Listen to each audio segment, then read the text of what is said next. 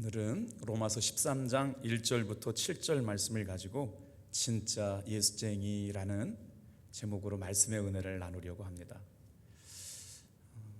어떤 단어 뒤에 쟁이라고 하는 단어가 붙으면 기분이 좋을 수도 있지만 잘못 붙였다가는 실례가 되기도 하는데, 저는 오늘 진짜 예수쟁이라는 제목으로 말씀의 은혜를 나누려고 그래요.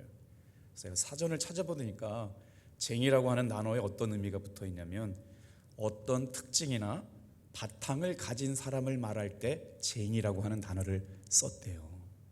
그러니까 진짜 예수쟁이라고 하면 그 사람의 삶의 바탕이 어디에 근거를 두고 있다고요? 예수님. 그의 삶에 어떤 특징이 있어요? 예수 믿는 사람의 특징이 있어요. 오늘 이 저녁에 또 한동안 춥고 또 바쁜 연말, 또 이때에도 저와 여러분의 삶은 오직 예수님의 바탕을 두고 예수 믿는 사람들의 특징을 가지고 살아가는 귀한 종들 되시기를 주님의 이름으로 축복합니다. 목회학을 배우거나 설교학을 배울 때 우리 교수님들이나 목회를 은혜롭게 잘 하셨던 분들이 목사에게 있어서 가장 중요한 건 뭐냐면, 자기의 마음을 챙기고 주일날 설교를 위해서는 자기의 컨디션을 일주일 중에 가장 좋은 컨디션으로 만들어 놓는 것이 목사의 실력이고 수준이다 라고 했던 말씀이 그냥 이렇게 쓱 지나가는 말씀이었지만 굉장히 저에게는 깊이 와닿았어요. 왜냐하면 설교를 평생 해야 되는데 그 설교를 전할 수 있는 상황에 제 영적 컨디션, 내 마음, 그리고 하나님을 향한 마음이 충만해 있을 때 말씀을 전해야 전하는 저도 은혜가 되고 말씀을 받는 여러분도 은혜가 될 텐데, 여러분 성도로서 어떻게 해야 돼요? 예배를 드릴 때 마음의 태도도 그래야 돼요. 정말 하나님의 말씀을 들을 때 마음이 뜨겁고 그 말씀을 하나님이 주시는 나의 레마의 말씀으로 들려질 때 저의 영적 컨디션뿐만 아니라 여러분의 영적 컨디션도 정말 충만한 가운데 예배를 드릴 때 그 말씀이 살아 움직이는 은혜를 경험하게 될 줄로 믿습니다. 그러니 오늘 저희 제목이 얼마나 멋집니까? 어떤 특징이나 바탕을 가진 사람들을 말할 때 쟁이라고 하는 단어를 뒤에, 그 사람 말에 뒤에 붙인다는데, 진짜 예수쟁이. 오늘 탑동교에서 신앙생활하는 모든 분들이 정말 주님이 갈망하시고 주님의 마음속에 있는 그런 진실하고 신실한 믿음의 성도들 되기를 주님의 이름으로 축복합니다. 자, 오늘 말씀에 보다 보면 기독교에 대한 결코 우호적이거나 또 심지어 어떻게 보면 적대적인 모습을 드러내고 있는 로마 정부를 향해서 주시는 말씀이라 당황스럽기도 한 본문이기도 합니다. 그래서 사도 바울이 뭐라고 말하느냐? 세상에 그들을 하나님의 일꾼이라고 말하고 있는 거예요. 자, 예수님께서 십자가에 달려 돌아가시기 전에 빌라도에게 재판을 받으셨거든요. 여러분, 빌라도가 예수님을 향해서 이런 말을 했습니다. 요한복음 19장 10절 말씀 같이 한번 읽어볼게요. 시작. 빌라도가 이르되 내게 말하지 아니하느냐? 내가 너를 놓을 고난도 있고 십자가에 못 박을 고난도 있는 줄 알지 못하느냐? 이게 누구예요? 로마 권력이었어요. 예수님을 죽일 수도 있고 십자가에 못 박을 수도 있고 살려줄 수 있는 권한이 로마 총독 빌라도에게 있었다는 거예요. 얼마나 대단한 위세입니까? 왕이신 예수님 앞에서, 하나님의 창조자이신 예수님 앞에서 내가 너를 십자가에 못 박을 수도 있고 죽일 수 있다라고 하는 그 오만 방자한 교만함이 우리 인간의 권력인 로마 총독 빌라도에게 있었다는 거예요. 우리가 믿는 예수님은 그 빌라도에게 뭐라고 대답하셨을까요? 11절 말씀이에요. 같이 읽어볼게요. 시작. 예수께서 대답하시되 위에서 주지 아니하셨더라면 나를 해할 권한이 없었으리니 그러므로 나를 내게 넘겨준 자의 죄는 크다, 더 크다 하시니라. 나를 십자가에서 못 박게 하고 나를 해할 권한이 누구로부터 왔느냐? 모든 권세가 네가 잘나서 가지고 있는 건 줄 알지만 하나님께서 주시지 않았다면 너도 그 자리에 있지 못했다고 오히려 빌라도를 책망하시는 예수님의 권위, 능력. 오늘 이 자리에 저와 여러분은 다 주님께서 허락하여 주셨기에 이 저녁에 예배자로 나온 줄로 믿습니다. 그 누구도 여러분 인생을 내 마음대로 살아갈 수가 없어요. 그러니까 감사하며 사는 거죠. 기뻐하며 사는 거죠. 행복한 신앙생활 하는 것이죠. 예수님을 잡아 십자가 죽이는 권세라고 할지라도 하나님께서 주신 권세라고 하는 예수님의 말씀이 얼마나 당당하신 말씀이었어요. 자, 다니엘과 세 친구의 말씀을 여러분 기억하시죠?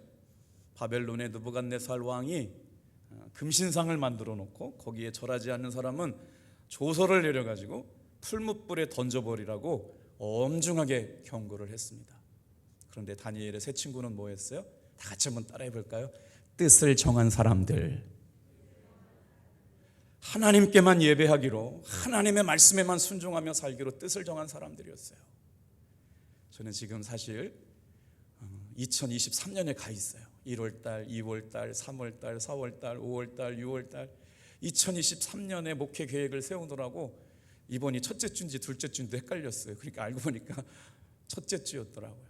얼마나 마음이 설레고 기대가 되는지. 2022년 하나님께서 우리 교회 정말 우리 권사님 기도해 주신 대로 아름다운 일이 많았거든요. 그런데 내년에는 이 목사님들은 목회하다 보면 이렇게 영적 흐름을 알거든요.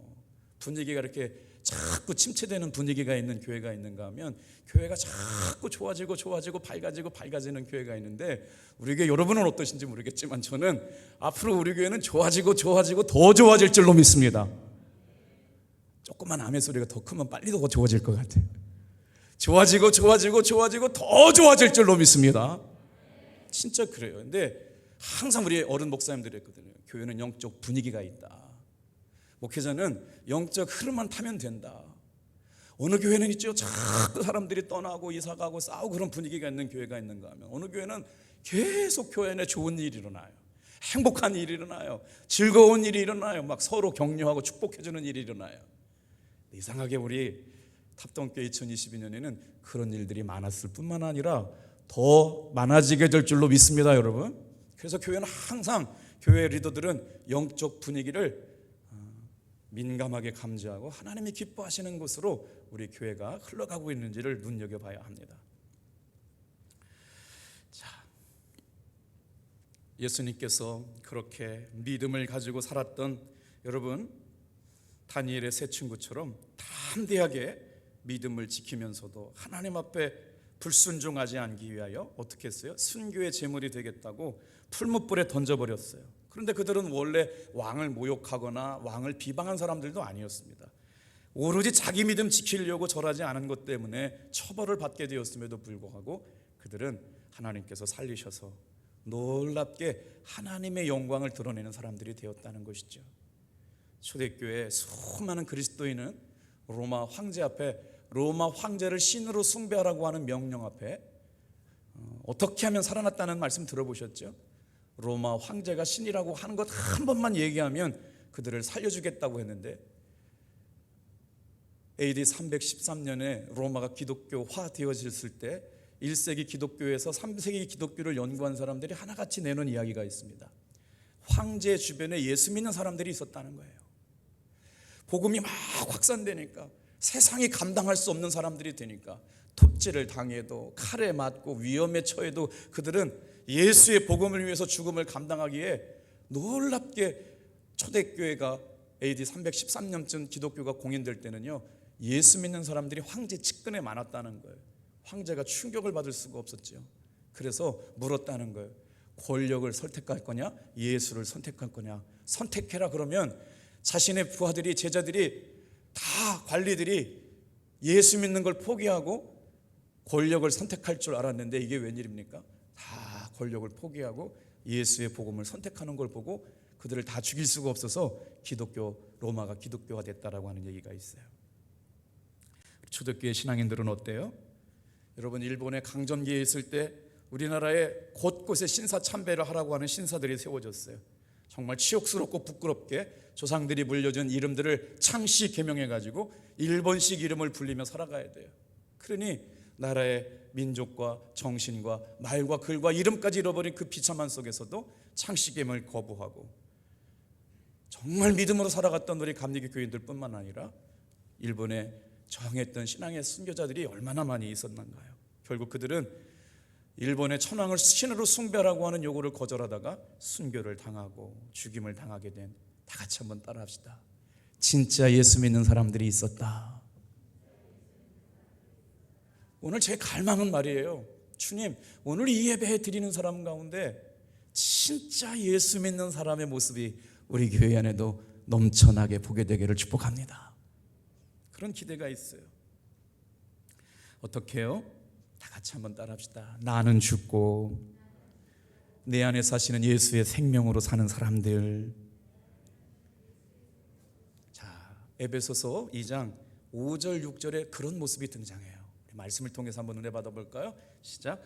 허물로 죽은 우리를 그리스도와 함께 살리셨고 너희는 은혜로 말미암아 구원을 받은 것이니라. 우리는 다 허물과 죄 때문에 죽을 수밖에 없는 사람들이었어요. 그런데 예수 그리스도의 보혈의 피에 공로로 말미암아 살림을 받았어요. 다 같이 한번 따라합시다. 은혜로 구원받은 사람들. 우리가 성탄절을 지내면서 왜 은혜가 됩니까? 이 구원의 은혜가 깨달아진 사람이 은혜가 되는 거예요. 십자가의 복음, 예수 보혈의 능력이 믿어지는 사람들은 십자가만 생각하면 마음이 뭉클하죠. 예수님의 십자가의 복음이 생생하게 경험된 사람들은 그 은혜로 살아가기 때문에 예수님 십자가만 해도 마음이 뭉클하고 눈물이 나는 거죠. 오늘 저희 교회가 성탄 전야 때 우리 교회학교 부장님들하고 회의를 오랫동안 2달 전부터 준비를 했어요. 여러분도 다 동참해 주셔야 돼요. 우리 교회학교 유치부 어린이들, 교회학교 어린이들, 중고등부, 청년부, 장년부가 다 함께 모여 왕 대신 아기 예수님 탄생하신 성탄 주녀 축제 때 여러분 함께 모여 찬양하고 예배하고 영광을 돌리는 시간, 여러분 그 주인공이 되어주시길 주님의 이름으로 축복합니다. 제가 2019년 탑동교회 후임 목사로 처음 성탄 전야할 때 그때 그 감동을 잊을 수가 없어요. 코로나 전이었기 때문에 아래층에 어른과 교회학교 어린이들이 빽빽하게 들어앉아 있었고 2층에도 발 디딜 틈이 없을 만큼 아주 많은 사람들이 예수님을 찬양하고 예배했던 그 아름다운 시간들이 오늘 2022년 성탄 전야 때 다시 한번 경험되어지길 주님의 이름으로 축복합니다. 자, 예수님을 바로 믿게 될 때 우리는 주님이 하신 일을 바라보게 되고 어떤 삶의 문제가 있든지 이겨나갈 수 있는 힘을 공급받고 살아가게 되거든요. 저는 그래서 이렇게 믿어요. 진짜 예수를 믿으면 가장 큰 변화는 뭐냐? 여러분 진짜 예수를 잘 믿으면 가장 큰 변화가 뭘까요?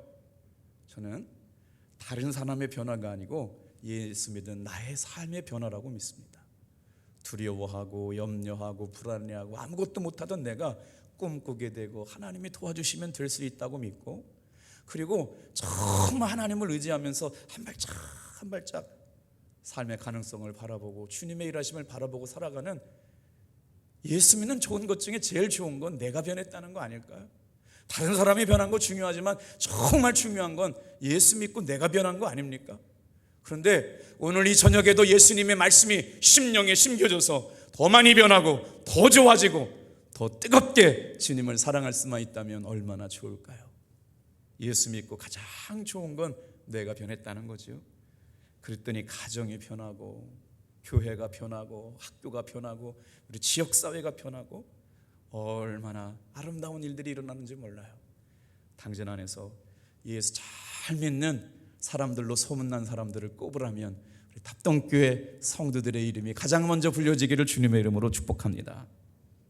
제가 말씀을 준비하다가 정말 이렇게 소중한 사람이 있었는가 싶을 정도로 말씀을 빨리 나누고 싶었어요. 사진 한 장 보여주시겠어요?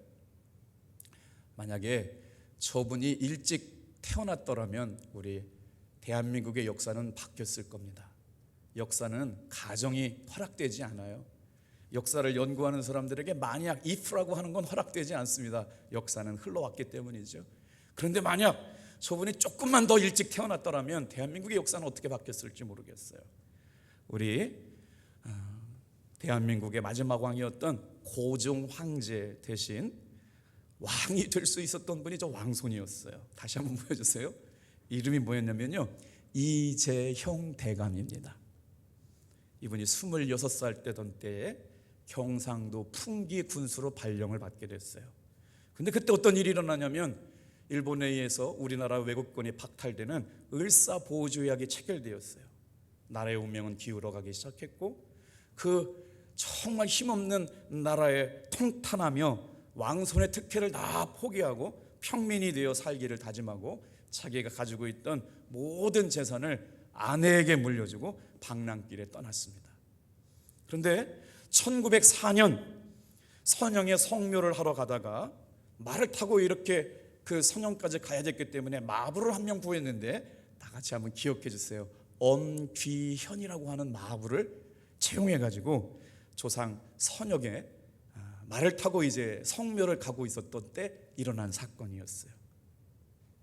엄귀현이라고 하는 마부가 이 바로 이재영 대감을 얼마나 잘 섬겼는지, 나으리 이러시죠, 이렇게 하시죠, 이렇게 하시면서 정성껏 이재영 대감을 모시고 다녔다라고 하는 거예요.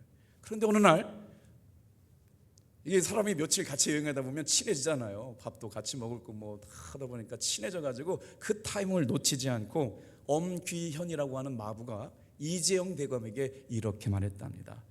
나으리, 황송하오나 예수님 믿으시지요. 하나님은 세상을 이처럼 사랑하사 독생자를 주셨으니 누구든지 예수 믿으면 영생을 얻을 자가 없다고 말씀하셨습니다. 나으리도 예수님 믿으면 죄 사함 받고 영생을 선물 받게 되오니 나으리도 예수님 믿으시죠? 그렇게 얘기를 했대요. 그랬더니 이재영이 그래도 왕족 출신 아닙니까?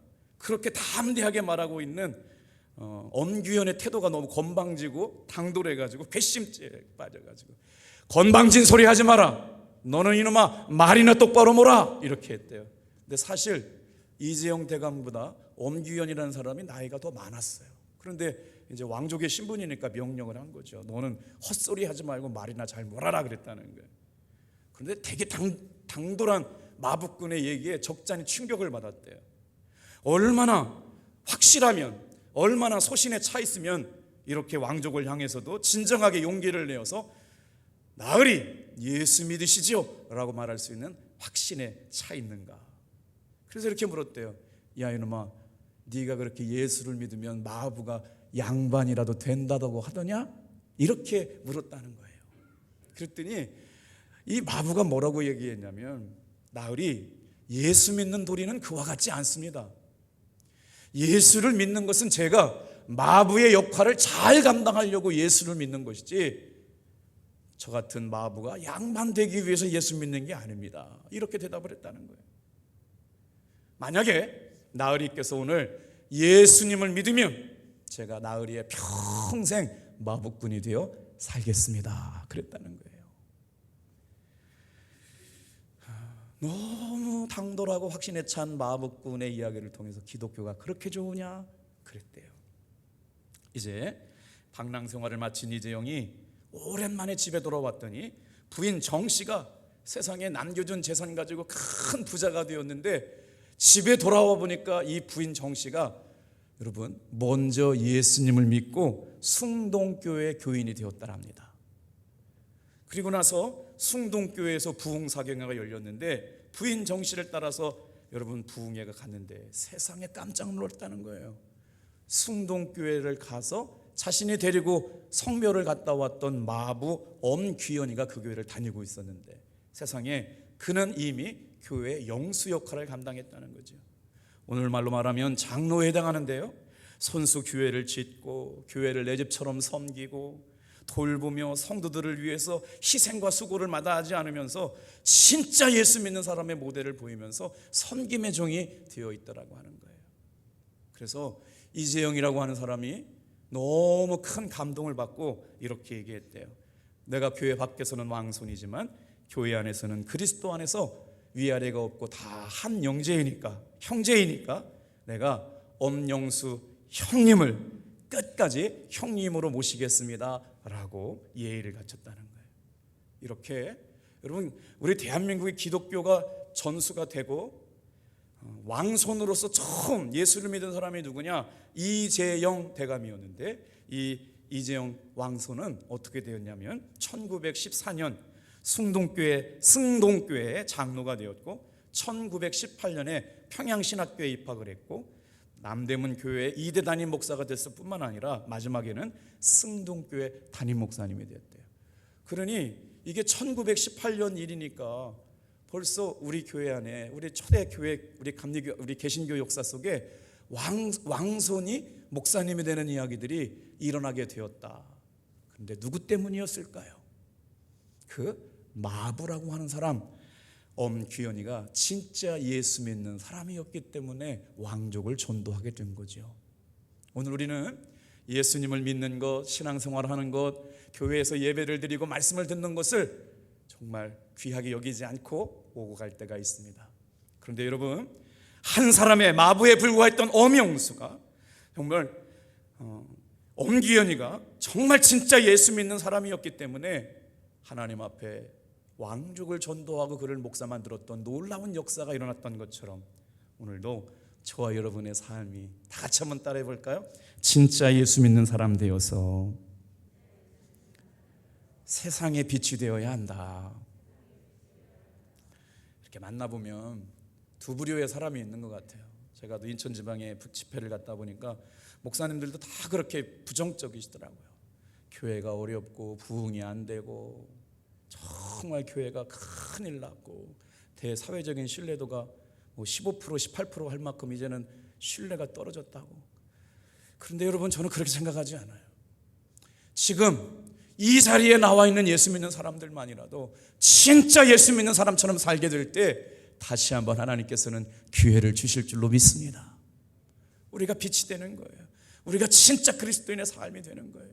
얼마나 좋을까. 진짜 예수 믿는 사람들, 교회를 위해서, 성도들을 위해서, 하나님이 기뻐하시는 그 일들을 위해서 시간과 정성을 아끼지 않는 마부와 같은, 엄귀연과 같은 신실한 사람들이 오늘 우리 교회에 많아져서 다시 한번 놀라운 역사를 이겨내게 되길 주님의 이름으로 축복합니다. 우리 당진이라고 하는 지역을 우리가 잘 모르잖아요. 저는 당진이라고 하는 지역을 그냥 감리교회의 밭이다, 감리교회의 모든 목회자들이 오고 싶어하는 곳이다, 그 정도만 알고 왔지 당진이라고 하는 곳이 어떤 지역인지 몰랐는데, 제가 부임하고 나서 처음으로 당진시 시청에서요 어떤 역사가 있었냐면요, 기독교 연합회, 그 다음에 당진시 목사님들이 당진 시청 대강당에서 예배를 드린 적이 있어요. 그래서 깜짝 놀랐어요.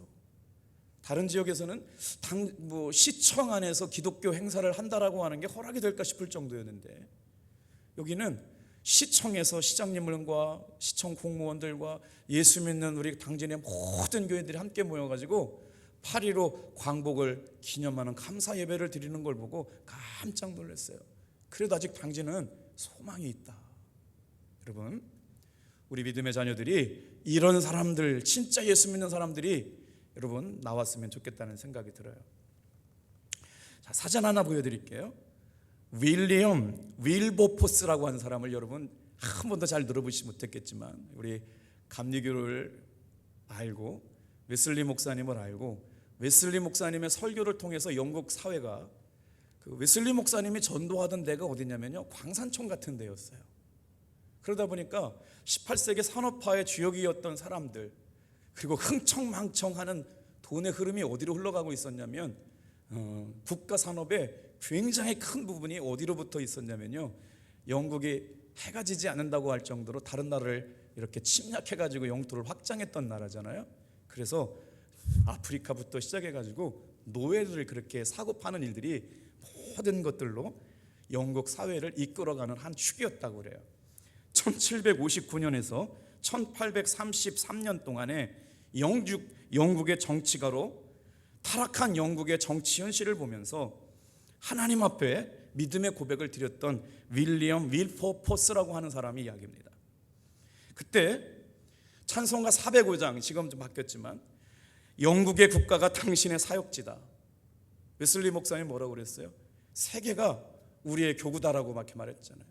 그런 믿음의 고백을 가지고 노예제들을 폐지에 앞장섰던 사람이 뭐냐면 윌리엄 윌버포스라고 하는 사람이, 세상에 영국 사회의 가장 악습 중에 악습이 뭐냐면 노예들을 짐짝처럼 차고 와가지고요, 그것들을 상품처럼 팔아버리고 있는 걸로 인해서 어마어마한 부를 축적하고 있었던 영국 사회를 고발하는 일들이었어요. 근데 그것으로 노예 상인으로 이해해가지고 누가 돈을 벌었느냐? 상인들, 재벌들, 군인들, 왕족들, 귀족들, 영국 사회를 지탱하고 있는 지도층이라고 하는 사람들이 다 노예 상인들을 팔아가지고 돈을 버는 것에 혜택을 받는 거대한 노예제도 지지파에 속한 사람들이 부귀를 누리고 있었다는 거예요. 그러니까 그게 뭐 나쁘냐, 그게 뭐 나쁘냐라고 이의를 제기할 사람이 없었던 그때 하나님의 양심 앞에 찔림을 받고 있었던 윌리엄 윌퍼포스라고 하는 사람이 이런 얘기를 했어요. 체격도 굉장히 왜소했다는데 사진 한 번만 다시 보여주세요. 영국의 의회에 나가가지고요, 안 된다, 불가능하다, 힘들다라고 하는 그 일들을 위해 가지고 150번이나 토론을 하기 시작해요.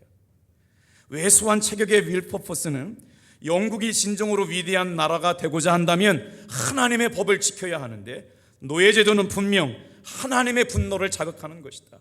기독교 국가를 자처하는 영국이 황금의 눈을 멀어 노예제도를 갖고 있다니 이러고도 오래 살아남을 수 있는 국가가 될 수 있을까?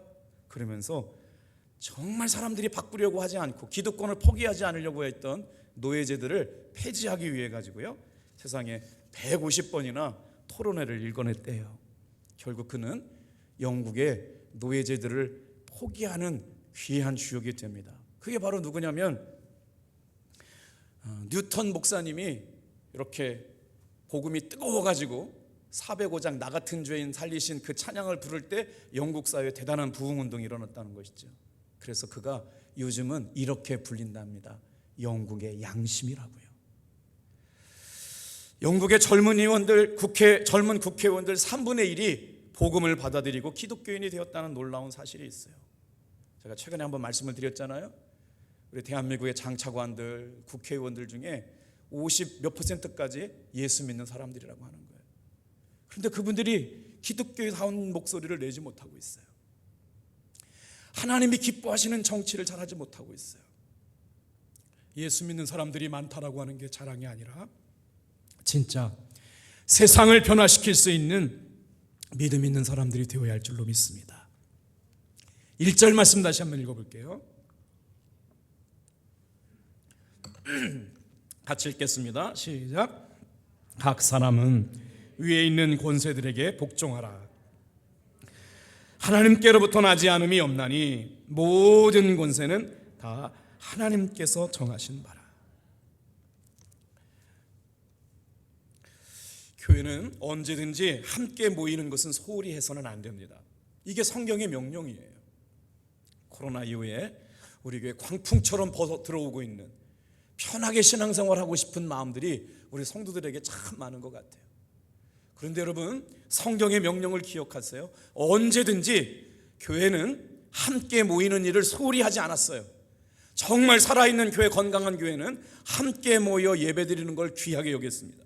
자, 히브리서 10장 24절 25절은 우리 연말에 새롭게 결단을 다짐하는 성도들이 함께 고백했으면 좋겠어요. 시작. 서로 돌아보아 사랑과 선행을 격려하며 모이기를 피하는 어떤 사람들의 습관과 같이 하지 말고 오직 권하여 그날이 가까움을 볼수록 더욱 그리하자. 여러분, 이렇게 연말이 되고 새로운 일꾼들을 세우고 속회를 편성하고 사역들을 이렇게 하는데 제가 우리 부목사님들하고 지혜를 냈어요. 전체적으로 우리 교회가 올해보다 더 행복한 내년을 만들기 위해서 1인 1사역 한 사람도 교회에서 쉬는 영적 사역을 하지 않는 분이 없도록 이제 다음 주하고 성탄절까지 모든 사역에 꼭 하나라도 신청하여서 여러분 주님을 기쁘시게 하는 진짜 그리스도인들 되기를 주님의 이름으로 축복합니다. 다 순서지가 만들어졌어요. 그래서 이번 주일하고 다음 주일 예배가 끝나면서 결단 찬양 부를 때 하나님 가슴에 품고 기도하세요. 지금 교회 일꾼이 필요해요. 방송팀도 일꾼이 필요하고 찬양팀도 일꾼이 필요하고 주차 요원들도 필요하고 또 차량 운행하실 분도 필요하고 교사는 날마다 필요하거든요. 근데 신앙생활하면서 아무것도 안 하고 영적 실업자가 되어서 신앙생활한다는 건 하나님 앞에 부끄럽게 생각하셔야 돼요. 우리 여러분들이 꼭 필요한 곳에 들어가서 우리 교회를 아름답게 세우고 하나님의 은혜를 받고요, 가만히 놔두면 그건 은혜는 사라지게 되어 있어요. 그 은혜를 유지하는 방법은 주님을 기쁘시게 여러분 사역하고 순종하는 자리에 여러분의 은혜가 머물러 있게 될 줄로 믿습니다. 사랑과 선행을 돌아보고 격려하는 거예요. 자꾸 세상은 모이기를 반대하지만 성경의 명령은 모이기를 피하는 어떤 사람들의 습관과 같이 하지 말고 오직 권하여, 다 같이 한번 따라합시다. 오직 권하여 그날이 가까움을 볼수록 더욱 그리하자. 세상은 바쁘다고 핑계대라고 그래요. 힘들다고 못한다고 그래요. 그럼 교회에서 일할 사역자가 누가 있겠어요? 그런데 지금 얘기하고 있는 거예요. 그런 날이 가까울 수 있도록 더 격려하고 권고하고 힘을 내서 모이기를 힘쓰라고 말씀하시는 거죠. 오늘 여러분 지금 13장 1절에서 7절 말씀하면 잘 보세요. 권위에 순종하래요. 근데 지금 사도 바울이 말하고 있는 권위는 누구냐면 기독교인을 박해해요. 기독교인을 억압하는 그 로마 정부를 향하여 순종하라고 그러니까 기독교는 그러면 세상 권력과 세상 정부에 스트럭을 할 수 없는 단체입니까? 이런 질문을 가지고 있는 분들이 계실 것 같아요. 제가 김구 선생님의 후예들이 민주당을 이렇게 세력을 형성했고 이승만 대통령의 후예들이 국민의힘 계열의 세력들을 이렇게 형성했는데 그분들이 통합하지 못하니 이승만 대통령이나 김구 선생님이나 우리 대한민국의 위대한 국부로 받아들여서 통합하고 화합하고 상생할 수 있는 힘을 만들자 그랬더니 미국에 있는 어떤 성도님이 시험 들었대요. 강단에서 이승만 얘기했다고. 내가 이승만을 김구 선생님하고 같이 얘기했는데 듣고 싶은 것만 들으려고 하는 거예요. 제가 어디에 이승만 선생님만 얘기했어요. 두 분이 얼마나 우리나라의 자산인데. 그런데 여러분 한번 보세요. 지금 오늘 로마서 13장은요 세상의 권세 앞에 그리스도인들이 어떤 관계를 형성하고 살아가야 되느냐, 그러면 죽으라고 그러면 죽고 그냥 다 억압 아래 있어야 되느냐, 아니면 막 싸우고 막 개혁하고 해야 되느냐 헷갈리죠? 그래서 성경 말씀대로 하자는 거예요. 자 보세요. 우리 한번 다시 1절 같이 읽겠습니다. 시작. 각 사람은 위에 있는 권세들에게 복종하라.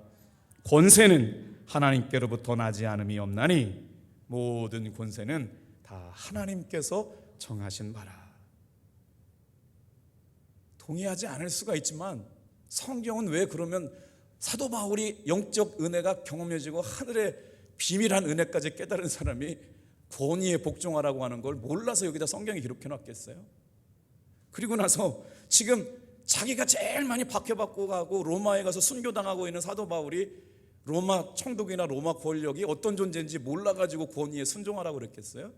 그리고 우리가 이 본문 말씀이 풀려져야 오늘을 정권을 가지고 있고 위정자들이 어떤 마음으로 그리고 우리가 세상을 바라봐야 될지 말이에요.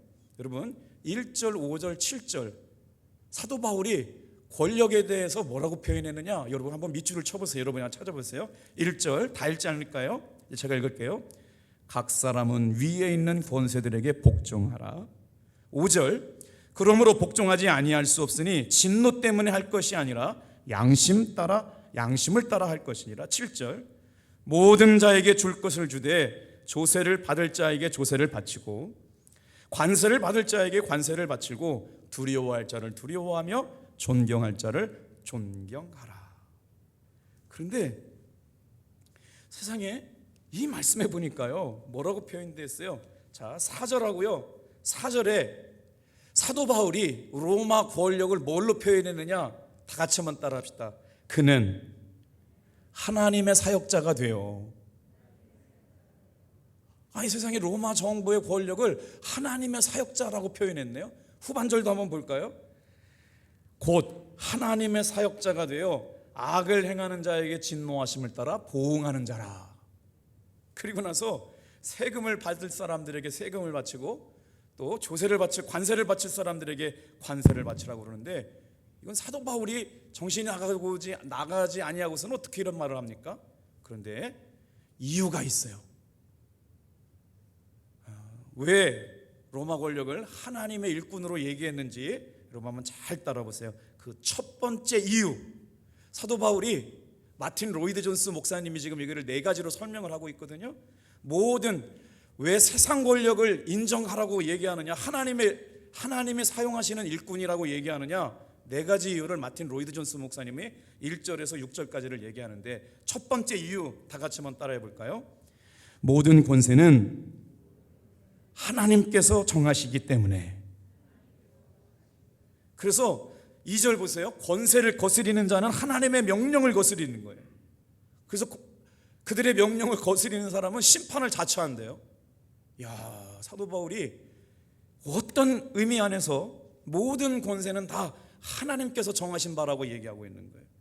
4절 곧 그들이 하나님의 사역자가 되고, 6절 그들이 곧 하나님의, 6절도 한번 읽어볼까요? 로마 정부 권력을 뭐라고 그랬냐면 그들이 하나님의 일꾼이 되어라고 표현되어 있어요. 4절은 하나님의 사역자가 되어, 하나님의 사역자가 되어 두 번이나 나오고요. 6절은 너희가 조세를 바치는 것도 이로 말미암음이라 그들이 하나님의 일꾼이 되어 바로 이 일에 항상 힘쓰미니라. 자, 그래서 하나님이 사도 바울을 통해 가지고 세상을 우리 믿음의 성도들이 어떻게 바라야 되느냐? 하나님의 모든 권세를 정하시는데, 두 번째 이유는 우리 이익을 위해서 정부가 필요하다는 거예요. 사도 바울의 입장에서 정부가 없는 무정부 상태가 있는 것보다는 정부가 있이 혼란이 없게 만드는 것이 성도들에게 유익이 있다고 말하고 있는 거예요. 여러분, 그렇기 때문에 정부의 정권을 갖고 있는 위정자들을 위하여 기도해야 될 줄로 믿습니다. 이게 우리 성도들의 사명이에요. 그 권력이 없어가지고 무정부 상태가 있는 혼란의 상태보다는 그래도 우리의 성도들의 이익을 위해서 정부가 있어서 조직이 있는 것이 우리들에게 도움이 된다는 거예요. 그런데 마틴 로이드 존스 목사님은 왜 우리가 정부에다가 복종해야 될 이유가 있느냐? 좀 받아들이기 어렵지만 세 번째 이유가 이거예요. 첫 번째는 하나님이 정하신 것이기 때문이고, 그것이 있음으로 말미암아 우리에게 유익이 있기 때문이고, 세 번째 우리가 순종해야 되는 이유는, 저 한번 따라해 보세요. 정부가 칼을 갖고 있기 때문에. 그거 순종 안 하면 칼로 우리 교회 문 닫으라고 하니까 지금 막 문 닫잖아요. 그런데 그거를 4절 말씀에 나와 있어요. 뭐예요? 우리가 복종하지 않으면 그들이 우리를 벌해요. 어떻게 벌해요? 사형도 마다하지 않을 거래요. 자, 4절 한번 제가 읽어볼게요. 여러분 보세요. 그가 공연히 칼을 가지지 아니하였으니 곧 하나님의 사역자가 되어 악을 행하는 자에게 진노하심을 따라 보응하시니라. 세상에 권력 가진 사람은 칼을 갖고 있어요. 교회 문도 막 자기들 마음에 따라서 이렇게 막 닫기도 명령할 수 있단 말이에요. 그런데 그것에 굴복하고 살아요 라고 하면 받아들일 수가 없는데, 성경을 좀 보는 거예요. 지금 제가 해석을 해드리니까 결정하지 말고 잘 따라오세요. 그러면 네 번째 이유가 바로 뭐냐? 여기에서 은혜가 있어요. 다 같이 한번 따라해 보세요. 세상의 칼보다 하나님의 은혜가 더 크다. 그러니까 세상에 사는 동안은 세상의 권력에 여러분 복종해야 될 이유가 있지만, 세상의 권력은 영원하지 않아요. 세상의 권력보다 하나님의 권력이 더 위대하시기 때문에 우리는 하나님의 법을 따라 사는 사람들인 줄로 믿습니다. 그래서 뭐라고 그랬어요? 7절이 오늘 1절부터 7절의 결론과도 같은 거예요. 모든 자에게 줄 것을 주어라. 조세를 받을 사람에게는 조세를 바치고 관세를 바칠 자에게는 관세를 바치고 두려워할 자를 두려워하고 존경할 자를 존경해라. 이게 지금 사도 바울이 그리스도인들에게 세상 권력과 어떻게 유지하며 살아갈 것에 대한 성도들의 삶의 권력을 향한 태도를 말하고 있는 거거든요. 자, 정리해 볼게요. 다 같이 한번 따라합시다. 하나님이 권세를 정하셨기 때문에, 정부가 있는 것이 유익이 되기 때문에, 복종하지 아니하면 벌이 있기 때문에, 세상의 법보다 하나님의 법이 존재하기 때문에. 세상의 법보다 하나님의 법이 뭘까요? 은혜로 살아가는 거예요. 하나님의 사랑으로 살아가는 거예요. 세상 사람들과 기대할 수 없는 그 사랑이 예수 믿는 사람들에게는 드러나게 될 줄로 믿습니다. 세상 사람들은 기대할 수 없는데, 진짜 제가 오늘 선교부 상임위원회로 모임을 모였다가 우리 당진 투데이 전순환 장로님 신문 발행하는 곳에 다녀와서 큰 은혜를 받았어요. 저희 죄송하네요. 저희 교회 교세보다 그거 비교하는 건 안 좋겠지만 추수감사절에 1,200만 원을 헌금했어요. 얼마나 오랫동안 했냐? 6년 동안. 놀라지도 않으셔. 교인 120명 모인데 거기에 써 있어 신문에. 120명 모이는 성도들이 추수감사절을 1년에 1200만 원을 해가지고요, 그거를 쌀을 사가지고 당진시에다가 6년 동안 꼬박꼬박 했더라고요. 대단하다 진짜. 여러분, 저는 교회의 힘이 어디에 있느냐? 지속성에 있다고 생각을 해요. 전도 한 번, 두 번 하다가 마치면 힘없거든요. 1년 하니까 청년들이 지금 3주 내내 새로운 청년이 왔거든요. 그런데 왜 제가 행복했다고 그랬냐면, 청년들 금요일날 전도 나가는 거 아름답다고 우리 장로님하고 집사님이 그 시간에 같이 나갔대요. 밤 10시, 9시부터 10시, 11시 뭐 이때 전도를 나가거든요. 우리 우두동에 불타는 청년들 만나러 간다고 그랬더니요, 그랬더니 어느 성도님 가정에서 우리 청년들 응원한다고 세상에 아주 예쁜 물티슈, 종이 밀티슈, 너무 감동받아서 제 방에 이렇게 와, 이거 누가 만들었냐 했더니 누구 가정에서 청년들 전도 나가는 게 너무 아름답고 응원해주고 싶어서 누구라고 얘기하지 않고 봉헌했대요. 선물 박스가 막 큰 박스가 와 있더라고요. 우리 청년들 전도하러 나가는 거예요. 여러분, 살아있는 교회의 특징 두 가지가 있습니다. 다 같이 한번 따라합시다. 방언 기도가 살아있는 교회. 두 번째 특징이 있대요. 여러분, 전도하는 복음의 야성이 있는 교회. 호렙산 끝나고 나서 조금 이제 쉬셨죠? 여러분, 2023년을 준비하기 위해서 기도의 자리에 다 올라오시길 바랍니다. 새벽을 깨우는 자리에 올라오시길 바랍니다. 그때 역사가 일어나는 거예요. 꿈꾸고 계획하고. 저도 지금 계속 하나님이 주시는 지혜를 가지고 2023년 지금 스크랩하고 책 모으고, 좀 제가 내년 목회를 위해서 J.D. 그리어라고 하는 목사님이 담장을 넘는 그리스도인이라고 하는 책하고, 그 다음에 선하고 아름다운 공동체라고 하는 멋진 책이 있어요. 그래서 그리고 지금 하나는 잘 생각이 안 나요. 세 가지 책을 보고 2023년 동안에 목회 계획을 세우고, 이번 주 돌아오는 주일날 장로님들과 함께 1박 2일 목회 계획 세미나 수련회를 떠나요. 얼마나 기쁘고 감사한지 모르겠어요. 다 같이 먼저 읽고 마칠게요. 다 같이 한번 따라하겠습니다. 무엇보다도 하나님은 질서의 하나님이시다. 모든 권위는 하나님께로부터 왔다. 마지막으로 따라해 볼까요? 권위의 순종함이 하나님의 뜻이다. 오늘 저와 여러분들의 삶에 이 풍성한 은혜가 넘치도록 부어져서 진짜 예수 잘 믿는, 예수의 생명이 있는 성도들의 모습이 성탄절에 또 성구영신에 2022년을 마무리하고 새해를 준비하는 이때 풍성하게 임하시기를 주님의 이름으로 축복합니다. 기도하겠어요.